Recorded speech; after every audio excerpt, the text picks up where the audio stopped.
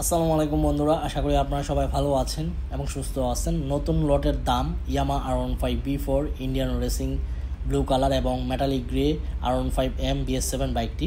দুইটা বাইকের মধ্যে কুইক শিফটার দেওয়া আছে। এই দুইটা বাইকের প্রাইস কত চলতেছে সেটা আজকের ভিডিওতে বলে দিচ্ছি। ভিডিওটি প্রথম থেকে শেষ পর্যন্ত আপনারা ধৈর্য সহকারে দেখবেন, তাহলে বুঝতে পারবেন। তবে এখনও পর্যন্ত যারা আরমান সারোয়ার ইউটিউব চ্যানেলটি সাবস্ক্রাইব করেন নাই, তারা অবশ্যই আরমান সারোয়ার ইউটিউব চ্যানেলটি সাবস্ক্রাইব করে ফেলবেন, যেটা পরবর্তী আপডেট নোটিফিকেশন পেয়ে যান। প্রথমে যদি আমি ইয়ামা R15 B4 বাইকটির প্রাইস বলতে চাই, তার আগে এটা বলি নিই, এই বাইকটার মধ্যে কিন্তু কুইক শিফটার আছে, ব্লু কালার এবং হোয়াইট কালার বাইকের মধ্যে কুইক শিফটার আছে। আর এটা BS7। এই বাইকটির প্রাইস চলতেছে 5,60,000 টাকা। আস্কিং প্রাইস কত টাকা দাম চলতেছে? 5,60,000 টাকা। পাশাপাশি সিলভার কালার বা মেটালিক গ্রে কালার, এটাও হচ্ছে BS7। অ্যান্ড এই বাইকটার প্রাইস চলতেছে 5,75,000 টাকা আস্কিং প্রাইস। অ্যান্ড এটার উপর যেটা আপডেট ভার্সন কার্বন ফাইবার, ওই বাইকটার প্রাইস চলে 6,15,000 টাকা আস্কিং প্রাইস। জাস্ট কালারের পার্থক্য এতটুকুই।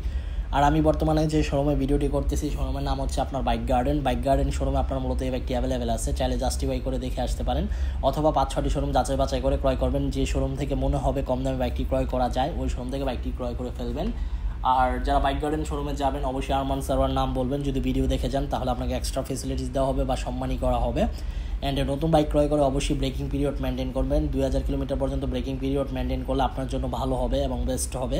বাইকের build quality, performance, engine performance too good পাবেন এবং মাইলেজ খুবই ভালো বেটার পাবেন।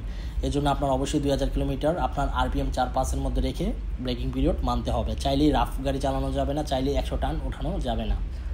এই ছিল ইয়ামা R15 B4 এবং R15M বাইকটি সম্পর্কে আপডেট ইনফরমেশন। আই হোপ আজকের ভিডিওটি আপনাদের ভালো লাগছে। যদি আজকের ভিডিওটি ভালো লেগে থাকে, তাহলে অবশ্যই লাইক বাটনে একটি লাইক দিয়ে দিবেন এবং পরবর্তী ভিডিওতে কোন ব্র্যান্ডের বাইকের সম্পর্কে কথা বলবো সেটাও কমেন্ট বক্সে কমেন্ট করে জানাবেন। আর যারা নতুন বাইক ক্রয় করবেন, সবাইকে অগ্রিম শুভেচ্ছা রইল আমার পক্ষ থেকে। অ্যান্ড সবসময় সাপোর্ট করে যাবেন ইনশাল্লাহ, এবং হেলমেট পরে বাইক চালাবেন। আল্লাহ হাফেজ।